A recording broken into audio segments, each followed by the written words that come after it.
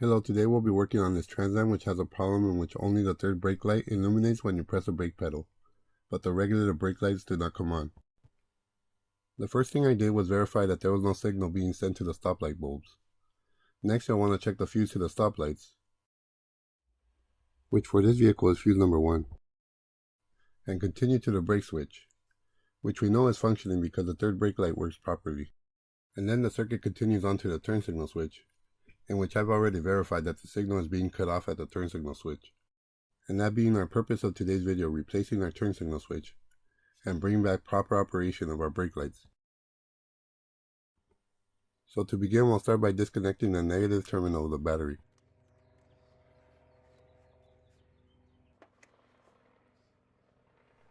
First thing we'll do is remove this lower dash panel, which will need a 7mm socket to remove 2 of the 4 screws that are holding it in place.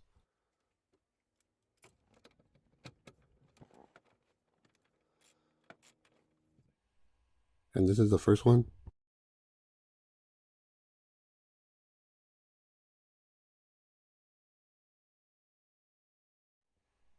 And here's our second screw. We'll need a Phillips head screwdriver to remove the remaining 2 screws. Here's the third screw. And now the fourth.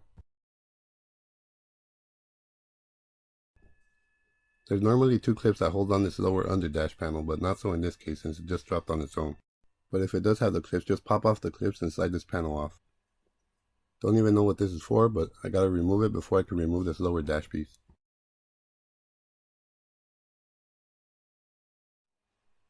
And we can now slide off this dash piece, but be careful since it still has a trunk connector attached. To disconnect this connector, just lift the tab and the connector will slide out. We'll also have to disconnect this airbag connection, but it has a lock clip which we'll have to slide out first.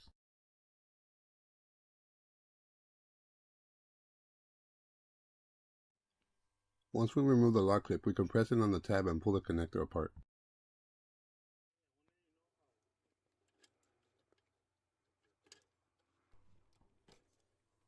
This turn signal switch is mounted on notches on the steering column.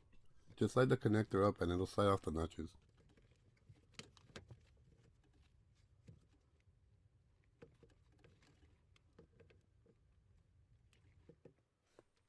Once we got all the connections exposed for the turn signal switch, we can focus on getting the actual turn signal switch out. We'll have to remove the steering wheel now, but first we'll have to remove the airbag. And to remove the airbag, we got 2 screws we'll have to remove, one on each side behind the steering wheel. And for these 2 screws, we'll have to use a T27 Torx bit and a short extension as well. This is our first screw. And here's the second on the opposite side. These airbag screws don't come out completely, but once you got them loosened enough, the airbag will lift right out. There's an airbag connector we'll have to remove.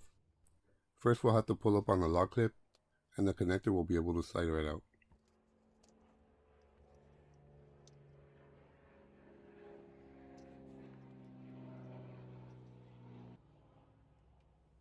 And to separate this other connector, just lift the tab and pull them apart.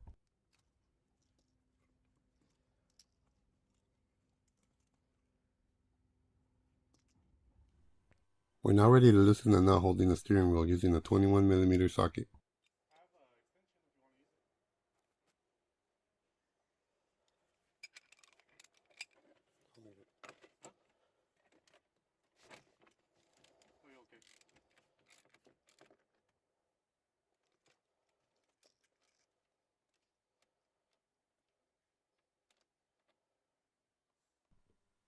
And now to disconnect the horn connection, just press down on the spring and rotate the button connection off.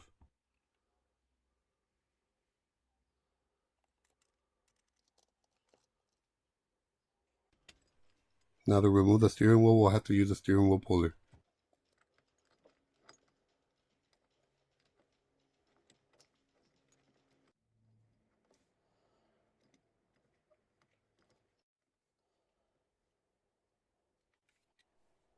Now tightening the center bolt on the puller with the 14mm socket will pop off the steering wheel.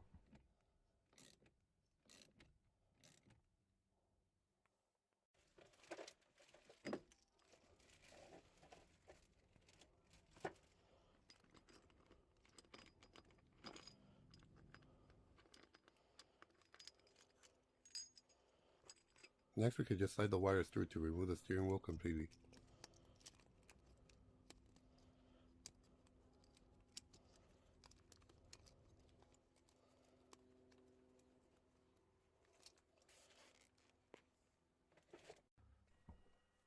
Now to remove the airbag clock spring, we'll have to remove the snap ring using snap ring pliers. Using the snap ring pliers, you want to open the snap ring just enough to slide it out of the groove it's in. If you have some good quality snap ring pliers, it'll hold onto the snap ring, but these are not so great, so I just slide them out the remainder of the way.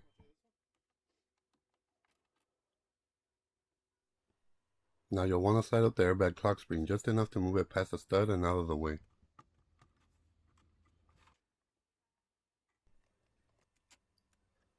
Next there will be this little small spring washer.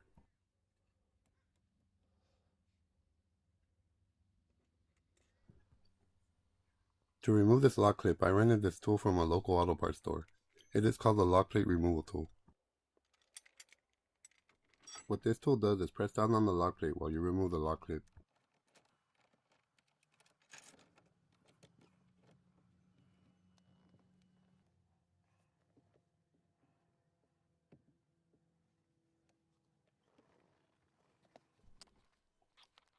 We now have enough room to remove the lock clip, and what works for me is using a pick. You start at the edge of the ring, and lift the corner, then go all around lifting it out of the groove.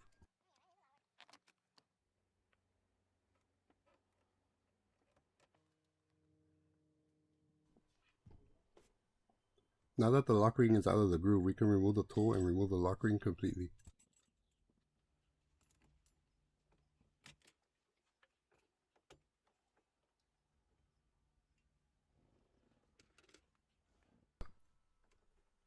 We can now just pull off the plate and the plastic piece under it.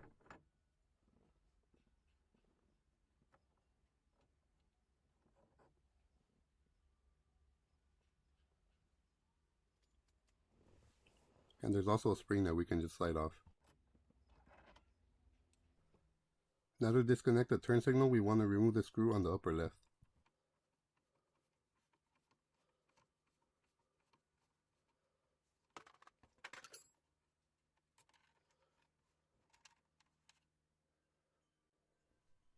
This small bracket attaches the turn signal lever to the switch. Once we remove the screw, we can just slide the bracket off. There's a little nub on the backside of the bracket that slides into the groove on the turn signal lever. We'll have to remove this hazard button, which has a small Phillips head screw holding it in place. Finally, we can remove the 3 screws holding the turn signal switch in place with a T20 Torx bit.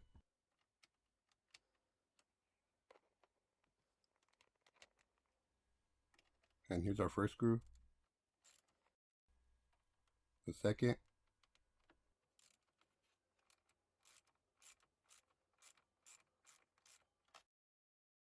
and the third.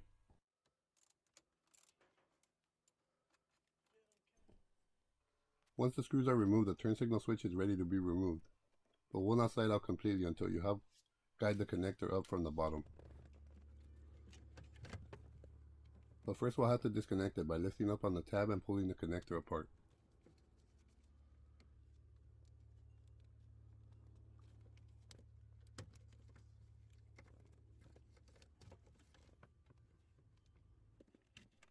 We'll have to slide out this wire guide next. It should just slide out pretty easy.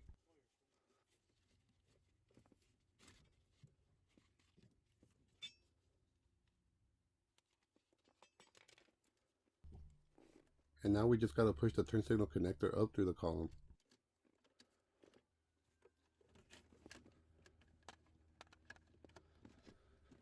And we can finally completely remove the turn signal switch.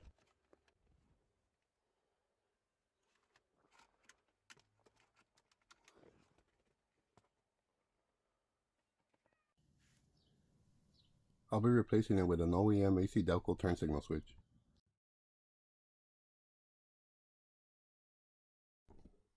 Now to install our new turn signal switch, we'll have to guide the connector back through the column.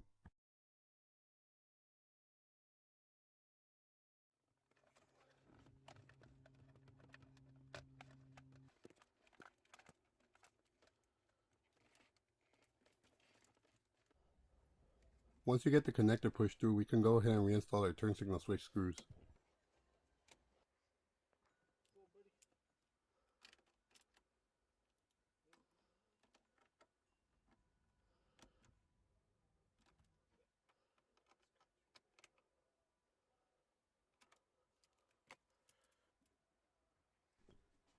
And now our turn signal lever bracket.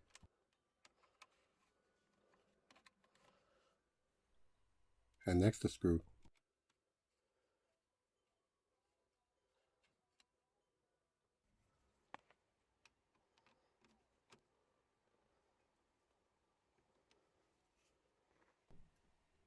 And now the hazard switch button.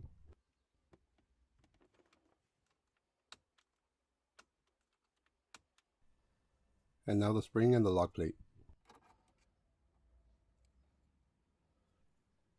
The lock plate has notches that only allow it to go in one way.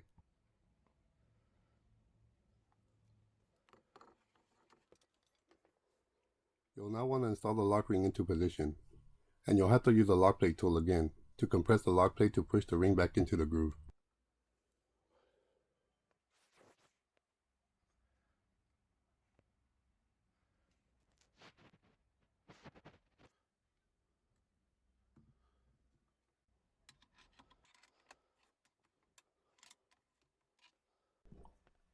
Once the lock ring is seated into the groove, we can remove the tool.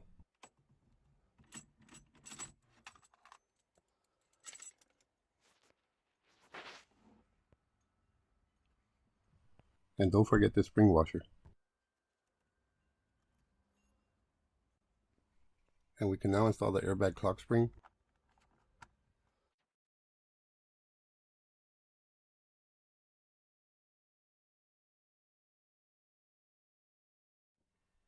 And now the snap ring.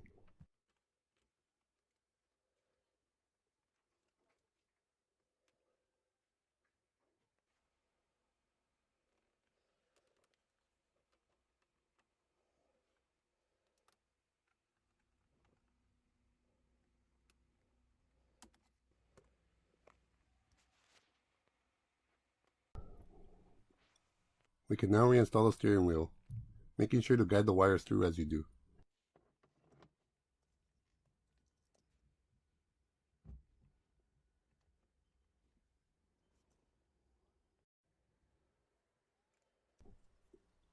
You'll want to reinstall the horn button by pushing in and turning as you do.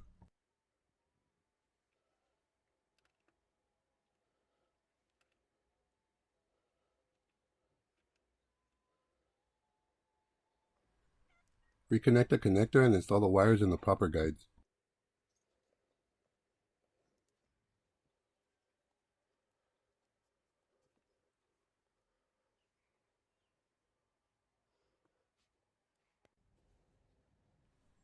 We can now reinstall the nut and torque it to spec.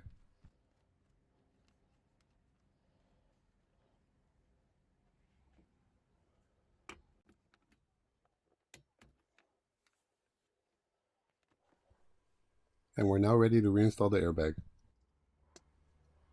You'll want to make sure that you reinstall the connector. And we can now tighten the two bolts.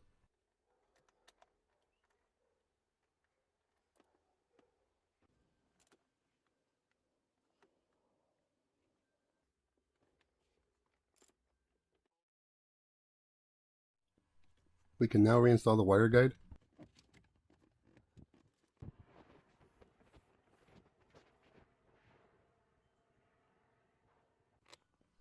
Reconnect the turn signal switch connector and mount it back on the column.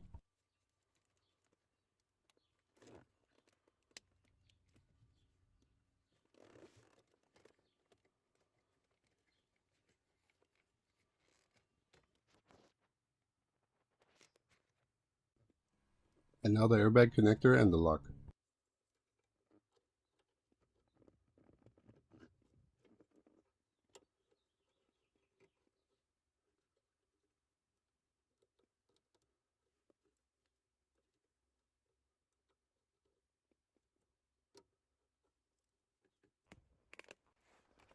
And now finally all the dash panels.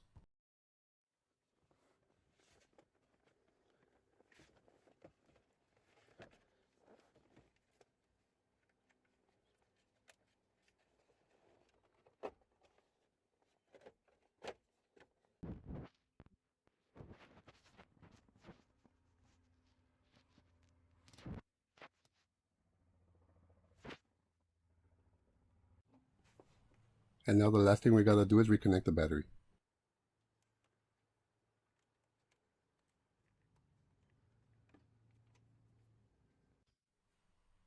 And we can now test the brake lights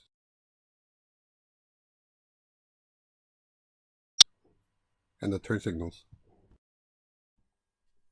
If you found this video helpful, please hit that like button. It helps support the channel, and don't forget to press that subscribe button if you haven't done so already.